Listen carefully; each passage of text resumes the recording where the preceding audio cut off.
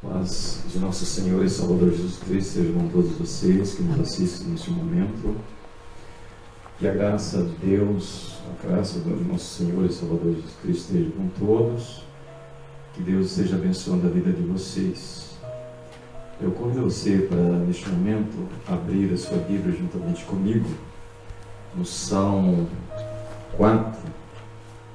Salmo capítulo 4, nós vamos estar lendo todo o capítulo, quando Davi ele expressa a sua confiança em Deus, mesmo no seu momento de angústia.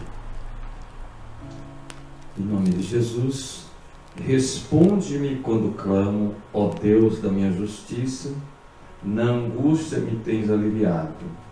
Tem misericórdia de mim e ouve a minha oração.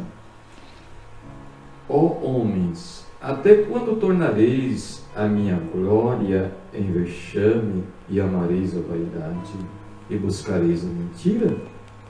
Sabei, porém, que o Senhor distingue para si os piedosos.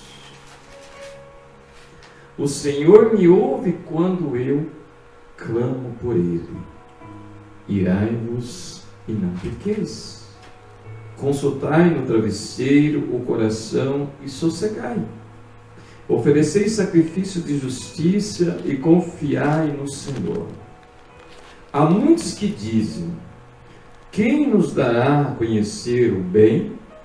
Senhor, levanta sobre nós a luz do teu rosto. Mais alegria me puseste no coração do que a alegria deles, quando lhes a fartura de cereal e de vinho. Em paz me deito e logo pego no sono, porque, Senhor, só tu me fazes repousar seguro. Oremos. Senhor, nosso Deus e Pai, nesta hora, meu Deus, a qual nós já tivemos aí um momento de estudo da Tua Palavra, com a direção do nosso irmão William. Deus, agora na continuidade, nós estamos no momento do culto. E este momento será um momento que eu quero oferecer o melhor para Ti, Pai. E quero receber de Ti a Tua graça. Eu oro a favor dos nossos irmãos que estão lá do outro lado. Estão nos seus lares, ouvindo esta live. Senhor, que o Espírito Santo vai falando com cada um deles neste momento. Eu te peço, em nome do Senhor Jesus Cristo, Filho do Deus vivo. Amém, Jesus. Meus queridos irmãos, o tema que nós escolhemos, dádiva das aflições, é um tema assim que você, no decorrer da mensagem, você vai entender por que esse tema, dádiva das aflições. Davi, o salmista, ele entendeu muito bem ali a pedagogia de Deus. Davi ele entendeu bem, porque Davi realmente ele se encontrava em um vale de lágrimas. E ele dizia que são felizes aquele que passa pelo vale, né? Porque muitas vezes é no vale que a gente se aperfeiçoa. O ser humano se aperfeiçoa no vale. E de fato, porque as aflições, elas servem para o nosso crescimento. As dificuldades que a gente enfrenta na vida, elas servem para o crescimento. E sabemos que quando nós acreditamos em um Deus que tudo pode, um Deus que não desampara a gente, mesmo que a gente estiver passando por algum vale, seja esse o vale de lágrimas, né? Vai dizer que isso torna para nós um manancial. Um manancial. Um lugar de fonte, onde as chuvas do outono enchem as cisternas. Davi, ele sabia do que ele estava falando. Sabia muito bem do que ele estava falando. Né? Porque quando nós olhamos o versículo 8, precisamente, diz que naquela noite ele dormia bem. Ele disse: em paz eu me deito e durmo, porque o Senhor me faz habitar em segurança. Mas, outra hora, Davi, ele lamentava. Você pega o capítulo 6, o versículo 6 já, ou seja, o Salmo 6, né? Salmo 6, o versículo 6, ele vai dizer para nós que ele nadava, né? Diz que ele molhava ali o travesseiro dele de lágrimas. Então você observa, meus queridos irmãos, né? Davi, ele encontrou em Deus ali a vitória, mesmo passando por vales de lágrimas. Porque numa noite ele chorava, em outra noite ele se alegrava. Em uma noite ele não dormia, já outra noite ele dormia. Olha, irmãos. Então a dádiva de Deus, ela se concretiza nas aflições. Certa vez, Davi faz uma outra declaração impressionante. Quando nós encontramos lá no Salmo 94, você pode acompanhar na sua Bíblia, Davi diz assim: se não for ao auxílio do Senhor, já a minha alma estaria na região do silêncio. Onde que é a região do silêncio? A sepultura, é o cemitério. Ali é a região do silêncio. O versículo 18, lá no versículo 18, está narrado assim, diz: quando eu digo, Davi dizendo, resvala-me o pé, a tua benignidade, Senhor, me sustém. Então Davi, ele tinha essa certeza que mesmo que os pés dele se resvalassem, outra tradução diz escorregar, né? Ele tinha uma convicção de que Deus sustentava ele. Ele tinha essa convicção. Então, Davi, ele tinha certeza que ele ainda não estava na região do silêncio, né? Porque Deus estava com ele. Deus estava protegendo ele. Deus estava livrando ele da morte. Por que tudo isso? Porque Davi, ele reconhecia a existência de Deus. Porque a partir do momento, meu querido irmão, amigo, ouvinte da palavra de Deus, a partir do momento que você reconhece a soberania de Deus, a partir do momento que você reconhece que Deus existe, aleluias. E o Deus é aquele Deus que dá para a gente o necessário para nós. Porque dádiva é algo que é oferecido a alguém que está em aflição. Meu amigo, meu irmão, se você está vivendo em aflição, saiba de uma coisa, que Deus é poderoso para te dar para você aquilo que você precisa. Deus é poderoso para fazer com que você saia dessa situação. Podemos dizer esse vale de lágrimas. Eu não sei quanto você já chorou, não sei quanto você já lamentou por esses dias de pandemia, esses dias de resguardo. Você entra dia e sai dia, muitas vezes não tem a liberdade de ir e vir, mas saiba de uma coisa, que Deus é poderoso para te dar para você alegria no seu coração, mesmo assim, mesmo diante dessas situações, né? Deus te presenteia com a sua presença. Nós damos a lição Deus te presenteia com a presença dele. É quando nós vimos a palavra de Deus, Paulo, quando ele contrai aquela enfermidade, ele denomina de espinho na carne, ele pede para Deus tirar, ele diz, e Deus fala para Paulo: a minha graça te basta. Quer dizer, tinha tantas outras coisas boas que Deus dava para Paulo, mas aquilo dali, Paulo tinha que conviver com ela. Com certeza que dali causava ali aflição na vida de Paulo, causava ali um desconforto na vida de Paulo.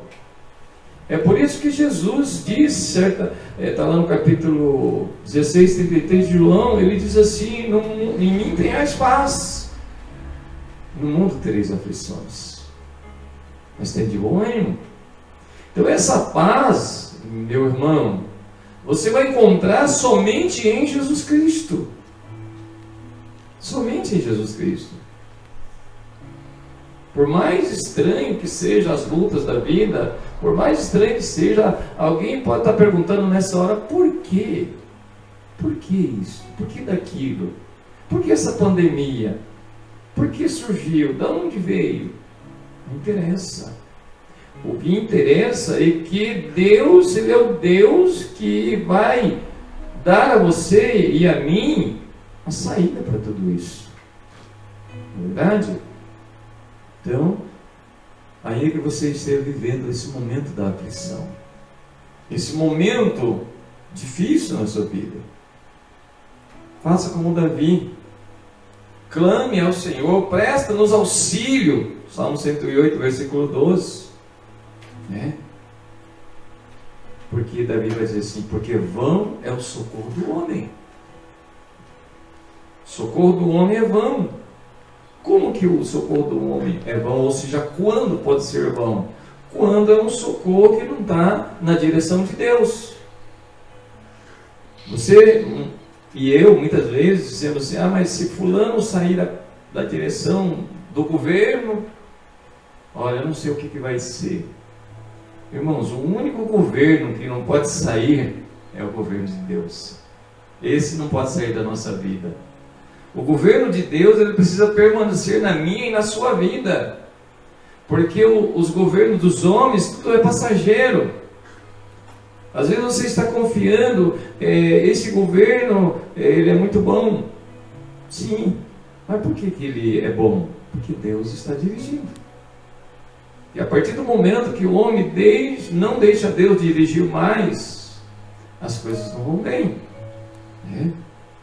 Então, Davi está querendo dizer para nós o seguinte: Davi, ele tinha todo o recurso, mas o que ele está querendo dizer para nós aqui é o seguinte: que todo socorro do homem pode ser bom se for dirigido pelo Senhor, seja na aflição, seja na angústia. Precisamos entender e saber que Deus está perto. Cada servo de Deus tem dele a proteção e, sobretudo, as suas dádivas. Isto é, o aprendizado espiritual. A palavra do Senhor vai dizer para a gente crescer na graça. Pedro dizendo isso: crescer na graça e no conhecimento de nosso Senhor e Salvador Jesus Cristo. Porque a partir do momento que eu vou crescendo nesse conhecimento, eu vou tendo condição de errar menos, eu vou tendo condição de acertar mais. E coisas extraordinárias podem nos acontecer quando estamos no vale da dor. Coisa extraordinária. Veja ali a situação de Isaías, no capítulo 6, versículo de 1 ao 8. A nação de Judá, ela vivia um momento de muita tristeza, um momento de sofrimento. Era um tempo de incerteza. Que você pega ali o versículo 1, vai dizer para nós, no ano em que morreu o rei Uzias. Olha só. Então é um ano de perca, é um ano que o líder, o governo tinha morrido. Era um ano que, vamos dizer assim, de incertezas, de tristeza, de sofrimento. Parece que nada ia dar certo, parece que as coisas agora acabou. Esse ano difícil. Já o versículo 5, esse jovem Isaías, porque Isaías era muito jovem ainda, ele recebe ali a presença de Deus. Ele recebe a presença de Deus. Isaías, na condição que ele vivia, ele ficou apavorado. Ai de mim! Isaías chegou a dizer assim: eu estou perdido. Eu não sei se você já disse isso. Eu não sei se você, meu amigo, meu irmão, que está sofrendo aí os resultados dessa pandemia, essa proibição de abertura do comércio, por causa desse vírus. Você que tem a sua empresa, você que tem aí os seus negócios e está passando por esse momento difícil, saiba de uma coisa, que os heróis do passado também sofreram. Isaías, aquele jovem, ele estava realmente, ele ficou apavorado, ele ficou ali preocupado. Ai de mim! Isaías chegou e disse: eu estou perdido. Por quê?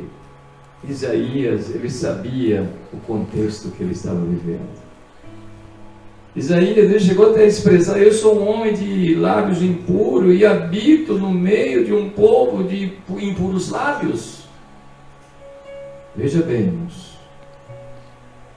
Mas Isaías, irmãos, olha, é interessante aí que ele diz assim, que os meus olhos viram o Senhor. Os meus olhos. Os olhos de Isaías viu o Senhor. Mesmo naquela situação que ele dizia: e agora? E agora? O que vai ser da nação? Há esperança para a nação? Que era um período extremamente adverso. Um período extremamente de incerteza. Mas Isaías ali, meus queridos, ele tem uma visão. E ele dizia que na visão dele via o Senhor assentado em um alto e sublime trono. Aleluias! E que você, meu irmão, nesse dia, veja esse soberano, porque ainda que os reinos da terra possam ruir, o reino celestial não vai ruir. O Senhor, ele está assentado num alto e sublime trono. Veja que visão que Isaías teve.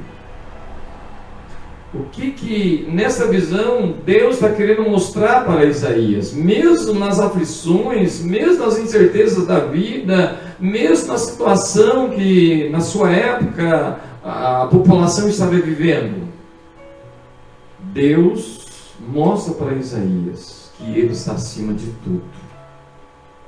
E através dessa visão de Isaías, aquele jovem, ele cresceu espiritualmente. Ele foi santificado por Deus. Se você ler todo o texto, você vai observar, você vai ver isso daí. Ele foi santificado por Deus. Ele cresceu espiritualmente. As aflições dele tornou mais consciente da presença de Deus. Naquelas aflições que ele estava vivendo, tornou mais consciente da presença de Deus. Ele tornou mais consciente de que existe acima de Uzias, que teria sido um governo bom, um líder bom. Ele entendeu que acima de tudo isto estava o Deus criador de todas as coisas, o Deus que fez todas as coisas. Porque ele disse: eu vi o Senhor, disse Isaías. Aleluia. Que nesse dia, meu irmão, você possa ver Deus. Não deixe os problemas te sufocar. Não deixe as aflições da vida te sufocar. Não deixe as aflições da vida tirar o seu foco desse trono maravilhoso, esse alto e sublime trono.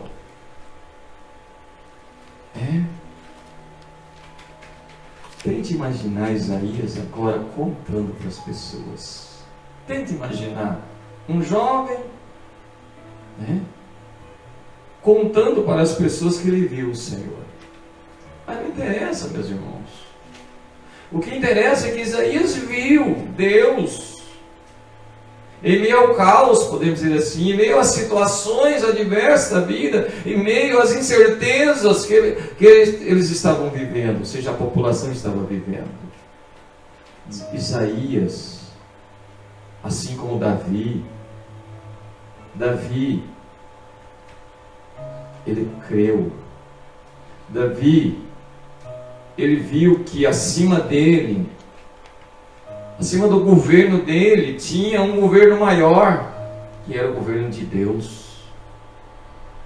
Davi, momentos de um sono tranquilo, mas momento também de um sono intranquilo.